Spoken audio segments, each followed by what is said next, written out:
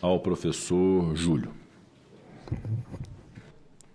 Excelentíssimo senhor senador Rodrigo Pacheco, é uma distinta honra me dirigir a Vossa Excelência nos trabalhos de hoje.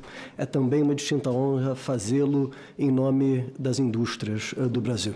Caros colegas, eu gostaria de estruturar a minha fala em torno de 3 proposições.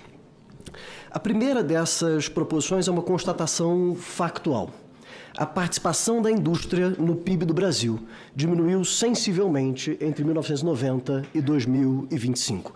Nós passamos por um processo de desindustrialização proporcional. Nós saímos da década de 80, entramos na década de 90, com mais de 30%, entre 30% e 40% de participação da indústria no PIB. Chegamos até um pico de quase 48%, ano passado 24,7%, já com um viés de crescimento. E eu saio do fato, essas são estatísticas concretas, para a opinião. Isso é ruim para o país. Nós não passamos por um processo proporcional de desindustrialização, senador Pacheco, migrando para uma economia mais madura de serviços, mas regredindo para uma dependência maior de commodities. Nós não nos comparamos com os países avançados que tiveram esse processo de redução proporcional. Nós tivemos um decréscimo civilizatório econômico com essa perda proporcional da indústria. E com essa perda, perdemos os melhores empregos, mais estáveis, com os melhores salários, perdemos progresso no nosso projeto de desenvolvimento nacional. Essa é a primeira constatação. A minha segunda proposição é que é claro que um fenômeno dessa complexidade em um país complexo como o nosso tem causas diversas, mas me parece razoavelmente consensual afirmar que o custo Brasil está como um dos fatores centrais dessa perda de protagonismo da indústria. E custo Brasil é um pouco uma designação guarda-chuva para todos os nossos desafios estruturais, institucionais. Nós temos uma terra em que se plantando tudo dá, mas o solo para a indústria é pedregoso, é difícil empreender no Brasil. E dentre esses desafios do, assim dito genericamente, custo Brasil, a hiperjudicialização é uma parte importante deste fenômeno. E dentro da hiperjudicialização, a responsabilidade civil tem papel central. Eu tenho algumas estatísticas que são estarrecedoras e elas são, de novo, números postos. Em 31 de outubro já eram 75 milhões de processos pendentes de julgamento no Brasil. Até a mesma data, 33 milhões de novos casos. Em 2024, 9.600 pedidos de dano moral por dia no nosso país. A meta por juiz é fluida, ela varia conforme a distribuição, mas ela está sempre na ordem de milhares de processos para serem sentenciados por ano. Eu estou flanqueado por uma magistrada. Sentenciar é só uma parte pequena do trabalho do magistrado. Além de milhares de sentenças, milhares de outras providências na condução dos processos. Esses fatos levam a um cenário que é patológico. Eu tomei a providência de conversar não só com industriais brasileiros, mas também com multinacionais, para ter o benefício da visão estrangeira e ouvir de todos uma variação do mesmo tema. Senador Pacheco, senador Portinho. O Brasil é invariavelmente, não na maioria, para 100% dos industriais com quem eu conversei, o maior litigante proporcional do mundo, invariavelmente. E, em alguns casos, com certa frequência, ele é o maior litigante em números absolutos, mesmo tendo apenas uma fração dos negócios globais. Ontem, o Supremo Tribunal Federal, por decisão monocrática do ministro Toffoli, suspendeu o andamento de casos em todo o Brasil para discutir dano moral por atraso ou cancelamento de voos em caso fortuito ou força maior. Esse é o nível de penetração da matéria da responsabilidade civil no Brasil. Me parece que existe uma inflamação no tecido social brasileiro. Essa inflamação é de uma desmedida litigiosidade. Nós poderíamos nos autocongratular e tentar empacotar isso em uma espécie de acesso à justiça. Acesso à justiça é um valor inegociável. Não me parece que seja isso.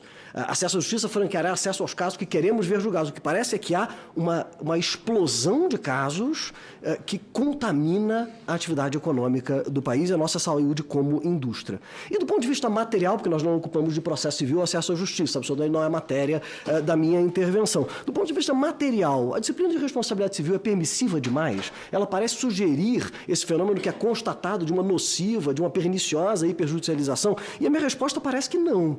Nós temos hoje um sistema predominante de conduta culposa ou de responsabilidade por risco, dependente de um nexo causal direto e imediato, resultando em danos emergentes, que é aquilo que efetivamente se perdeu, ou lucro cessante, aquilo que razoavelmente se deixou de ganhar. Isso está em par com o resto do mundo, mas o resto do mundo não tem o nosso cenário patológico de danos à sociedade como decorrência de uma hiperjudicialização da responsabilidade civil. Diante de um projeto que se propõe a modernizar a responsabilidade civil e o Código em geral, o objetivo que deve ser comum a todos, eu devo me perguntar, na qualidade de representante da indústria, se esse projeto é indiferente a esse problema, se ele ajuda na resolução ou se ele agrava essa hiperjudicialização. E há aspectos desse processo que eu gostaria de me debruçar que me causam profunda consternação, profunda preocupação com o agravamento desse problema.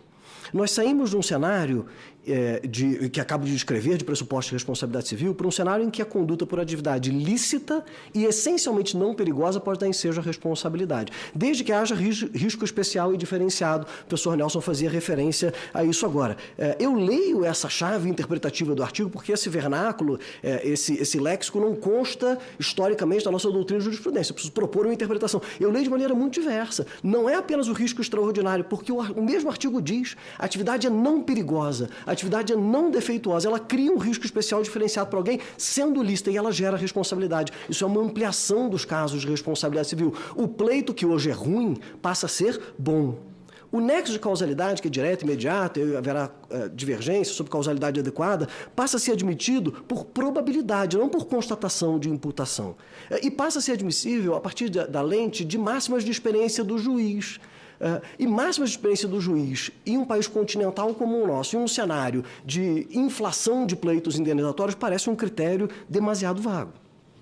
O dano material, quando é de pequena monta, pode ser arbitrado sem prova, com base nas mesmas máximas de experiência do juiz e do magistrado. Posso dizer, mas se ele for de pequena monta, não é um problema grave. Mas o problema da hiperjudicialização não é dos danos de grande monta, não é das grandes é dos danos de pequena monta, que se avolumam, machucando profundamente a economia nacional. E para esses, sequer constatação da extensão deverá haver. Pode haver apenas arbitramento pelo magistrado. Ou pior, lateralmente, o projeto diz textualmente, como alternativa aos danos, é um novo gênero, poderá haver o pedido por um valor razoável arbitrado pelo juiz para a compensação da violação do direito. Esse valor razoável não é dano emergente, não é lucro cessante, porque ele é letra do projeto, alternativo aos danos. É uma disciplina nova, alternativa. Eu não sei o que é, não me parece que ninguém saiba o que é, mas é necessariamente uma hipótese ampliativa. E esse dano, quando constatado, não vai ser apenas o direto e imediato, mas também o indireto e futuro. E indireto, eu tenho sérias dúvidas, e vou propor na sequência uma breve pergunta sobre qual é a extensão, porque é uma hipótese muito diversa. É claro, prever um dano em ricochete, em uma hipótese específica de morte previsto no Código, bem acolhido na jurisprudência, e criar um conceito indeterminado, que demandará a construção a partir de grupos de casos. O dano moral, por fim, que talvez seja o mais frequente dos pedidos patológicos no cotidiano do judiciário, atravancando os caminhos de magistrados do Brasil de norte a sul. Esse dano moral passa a admitir para fins punitivos, pedagógicos, diz o professor Nelson, mas a pedagogia é mais da palmatória do que da conversa com a diretora aqui, né? Ela é claramente sancionatória. Eles passam a ser quadruplicados, o que gera um receio natural de simplesmente se multiplicar por 4 o padrão de dano moral estabelecido pelo grupo de casos julgados hoje. É claro que eu concordo com o professor Nelson quando diz que criticar conceitos jurídicos determinados é um sofisma. Claro que é, não há sistema que dependa da subsunção pura e simples. Aliás, nós concordamos também no diagnóstico de hiperjudicialização do Brasil e de hipertrofia do dano moral, para usar as palavras do professor. O que me parece que nós temos que ter muito cuidado quando olhamos para os estrangeiros. Fez referência à França repetidamente, com justiça, porque a França é uma referência em responsabilidade civil para o estudo de todos nós. Me fez lembrar de um aconselhamento que é de Descartes, no seu discurso sobre o método. Ele afirma que é importante olhar para os países estrangeiros para não se presumir que o jeito que nós fazemos a coisa é o jeito natural e o único possível. Mas é importante não olhar demais e se tornar estrangeiro na sua própria terra. Porque eu sei que França, Bélgica, Argentina promoveram demandas, mas eu sei também que França, Bélgica, Argentina não sofrem nem de longe com uma hiperjudicialização tão aguda, tão profunda quanto a nossa. E a proposta de lei, as nossas propostas como Sociedade para a Resolução, olham prioritariamente, inspirados com humildade para a doutrina estrangeira, para a solução legislativa estrangeira, mas olham para os problemas desta terra, desse país. Me parece que esse conjunto de conceitos indeterminados, não a ideia de conceitos indeterminados, mas esse específico conjunto de conceitos indeterminados é gasolina na fogueira desse problema de hiperjudicialização. E eu proponho a dúvida. Fornecimento de uma máquina não defeituosa. Não defeituosa tira do artigo específico de defeitos em produtos, que é artigo que até ganha clarificação no projeto. Uma máquina não defeituosa, pelo outro fundamento de criação de um risco especial, ela cria um risco especial diferenciado de afetação da produção de um industrial ou de lesão do trabalhador? Porque uma máquina não cria riscos da porta para fora, mas da porta para dentro existe um risco próprio ali. Esse risco passa a ser fundamento para a indenização? Se houver uma lesão ao funcionário, se houver uma paralisação da linha de produção, esses danos diretos, sem defeito da máquina, passam a ser danos indenizáveis, diretos. Constando de danos indiretos, e supondo que tenha defeito na máquina, que aí não tem dúvida, tem defeito na máquina, parou-se uma linha de produção. Os danos indiretos tornam indenizáveis as perdas de faturamento do comprador do insumo que sairia dessa linha de produção e do distribuidor que compraria deste comprador do insumo para a sequência de manufatura. Nesses círculos que vão se expandindo, onde é que para a natureza? Até onde ricocheteia essa bala? É a pergunta. Porque eu não tenho critério, quer na qualidade de advogado, quer na qualidade de professor. Hoje eu não tenho critério objetivo para aconselhar os meus clientes, que é uma circunstância de insegurança profundamente indesejável. E nessa nova categoria do valor razoável, olhando para cada um desses círculos, se não houver um dano emergente claro, um lucro cessante evidente, qual é o valor razoável equivalente a esse ilícito? Eu também não tenho critérios objetivos para dizer. E daí, de novo, na ideia de que a diferença entre o remédio e o veneno é a dose, aqui me parece que existe uma grave sobredosagem de indeterminação nessa fiada específica. E não tem um exercício criativo meu, eu vou seguindo artigo por artigo as hipóteses indeterminadas que o projeto propõe. Isso me autoriza a chegar na minha terceira e última proposição, que é esse conjunto normativo, esse fio normativo que acabo de destacar do projeto, parece ter o potencial de agravar muito um problema que nos machuca como sociedade, a indústria em particular e a sociedade como um todo. Ninguém duvida do espírito cívico e da dedicação de 100% daqueles que se engajam na construção de um projeto que demanda muito tempo próprio. Eu espero ter o benefício de que enxerguem as minhas ponderações com o mesmo espírito cívico de construção de um ordenamento mais saudável. Eu falei solitariamente pelos 10 minutos que acabam de se esgotar, mas eu espero que a minha intervenção não seja de modo nenhum vista como um monólogo. A primeira fala é dada pelo projeto, essa fala é a sequência de um diálogo, né? E com essa referência do diálogo, eu tenho de novo a distinta satisfação e a honra de devolver a palavra a Vossa Excelência, senador Pacheco, que comanda o diálogo de todos nós. Eu agradeço muito a oportunidade, devolvo a palavra a Vossa Excelência. Muito obrigado, doutor Júlio Gonzaga Andrade.